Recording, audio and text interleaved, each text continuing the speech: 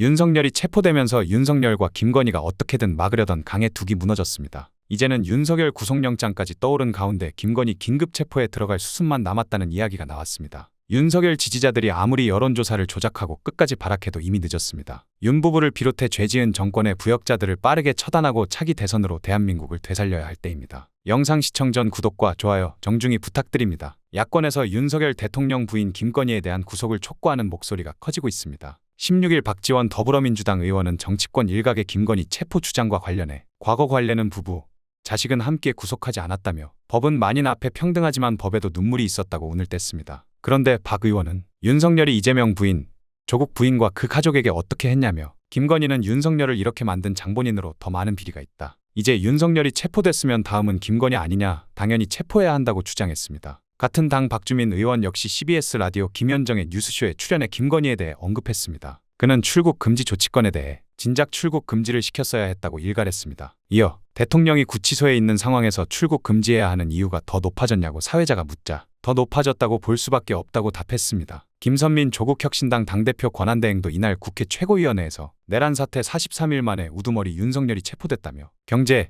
정치, 주술 공동체로 윤석열을 조종한 사람이 김건희 씨라는 사실을 국민 모두 알고 있다고 강조했습니다. 그러면서 윤석열 정권에서 수면 위로 올라온 모든 비리와 의혹에는 김건희가 주역이거나 조역, 연결자로 등장한다고 했습니다. 또 김권한 대행은 김건희는 대통령이 아니라 배우자일 뿐이다. 그런데도 형사상 소추와 수사를 피해갔다며 명태균 씨와 함께 실행한 범죄는 매우 무겁다. 도이치모터스 주가 조작, 여당 대표 선거 개입 등도 중죄라고 주장했습니다. 윤석열은 이제 완전히 궁지에 몰렸습니다. 공수처가 내란 수괴 혐의 등으로 체포한 윤석열 대통령에 대해 17일 구속영장을 청구할 것으로 보입니다. 15일 체포돼 이날 10시간 40분가량 조사받은 윤 대통령은 16일에는 조사에 응하지 않았다. 윤 대통령은 진술을 거부하며 묵비권을 행사하고 있습니다. 공수처가 12.3 비상계엄의 모의에서부터 실행까지 광범위한 질문지를 준비해 신문에 쓰나 윤 대통령은 본인 신분 확인 질문에도 답하지 않은 것으로 알려졌습니다. 공수처의 추가적 조사가 전혀 이루어지지 않은 것입니다. 윤석열은 아직도 변명만 해대고 있습니다. 윤 대통령 측 석동현 변호사는 16일 언론에 공수처의 위법한 조사에 응할 이유나 필요가 없다고 밝혔습니다. 아울러 윤 대통령 측은 15일 공수처 체포의 적법 여부를 다투는 체포적부심을 서울중앙지법에 냈습니다.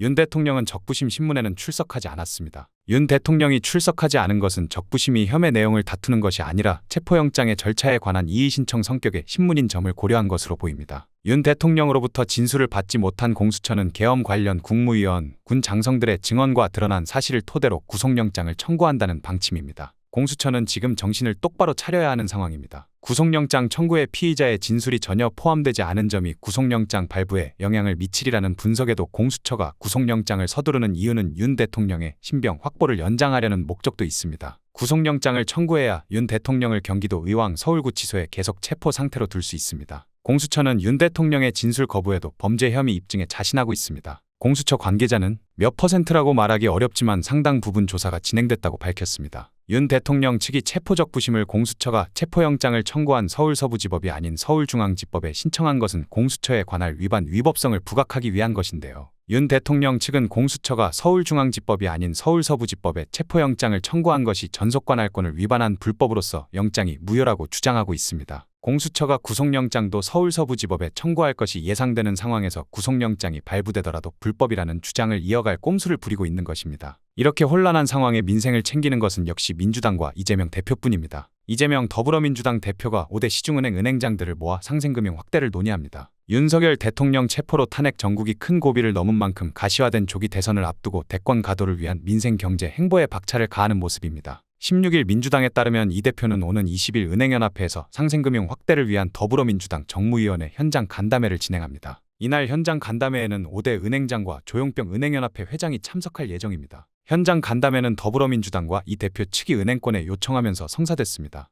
윤 대통령 탄핵 소추와 수사기관의 체포로 조기 대선 가능성이 커지고 있는 가운데 이 대표가 민생 행보를 강화한 것으로 풀이됩니다. 민주당 역시 윤 대통령의 탄핵 정국의 큰 고비를 넘은 만큼 다가올 대선을 대비해 국정안정과 민생 경제 회복을 핵심 과제로 삼아 당력을 집중하고 있습니다. 이 대표는 전날 윤 대통령 체포 직후 참으로 안타까운 일이라면서도 이제는 신속하게 헌정 질서를 회복하고 민생과 경제에 집중할 때라고 강조했습니다. 민주당은 경제 위기를 극복하기 위한 민주당표 지역 예산을 추진하고 이를 실현하기 위한 추가 경정 예산안 편성을 최우선으로 밀어붙일 예정입니다. 또한 전날 오후 진행된 당 전국소상공인위원회 발대식에서도 이 대표는 서면 축사에서 지방자치단체에서 지역화폐 발행에 적극 동참하고 있고 중앙정부의 지원도 요구하고 있다며 민주당은 소비 진작에 효과가 있는 지역화폐 발행을 위한 추경에 더욱 집중하겠다고 밝혔습니다. 지역화폐법은 이 대표의 주요 민생 공약이기도 합니다. 정치권은 차기 대선을 앞둔 상황에서 이 대표 주도로 경제가 일시적으로라도 부양된다면 비상 상황을 수습하는 지도자의 모습을 자연스럽게 부각할 수 있다는 계산이 깔려 있다고 분석하고 있습니다. 다만 간담회가 단순한 은행장과 야당 대표의 만남을 넘어 상생금융 확대를 논의하는 자리로 계획되면서 여당인 국힘에서는 반발하고 있습니다. 유력 차기 대선 주자인 이 대표가 상생금융 확대 방안을 은행장과 논의한다는 것 자체만으로 국힘에서 허점을 제대로 찔린 것입니다. 특히 이 대표는 2023년에 은행들의 초과 이익을 환수하는 내용을 담은 횡재세 법안을 추진한 바 있습니다. 이재명 대표의 존재만으로 국힘은 두려움에 떨고 있는 것입니다. 이뿐만이 아닙니다. 여권이 12.3 비상계엄 후폭풍 속 윤석열 대통령 체포로 구심점을 잃고 혼란한 사이 더불어민주당의 민생 행보 강화 기조가 뚜렷한 상황입니다. 윤 대통령이 탄핵 심판에 넘겨지면서 유일한 선출 권력으로 남은 국회가 국정 운영의 주도권을 행사해야 한다는 이재명 대표의 의중이 반영된 행보로 분석됩니다. 윤 대통령의 탄핵 심판 결과에 따라 조기 대선 가능성이 제기되는 만큼 유권층의 수권 능력을 증명해 보이려는 포석으로도 해석됩니다. 민주당은 16일 현역 의원들과 당 싱크탱크인 민주연구원이 나서 전방위적 민생 행보에 주력했다. 윤 대통령이 고위공직자범죄수사처에 체포된 지 하루 만인데요. 연구원은 트럼프 2.0 시대 핵심 수출기업의 고민을 듣는다 포럼을 열고 배터리 업계의 고충을 청취했습니다. 국회 기획재정위원회 소속 의원들은 무역업계와 간담회를 가졌습니다. 이 자리에서 윤진식 한국무역협회장과 이인호 협회 상근부회장 등 11명으로부터 무역업계의 각종 고충과 건의사항을 전달받았습니다. 트럼프 2기 행정부가 외국 기업에 대해 관세는 높이고 보조금은 낮추는 보호무역 기조를 이어갈 것으로 우려되는 만큼 대비책을 마련하려는 행보의 일환입니다. 추가 경정예산 편성 필요성도 재차 강조했습니다. 민주당 진성준 정책위의장은 당회의에서 내란 사태로 가속화된 내수 부진, 고용 감소,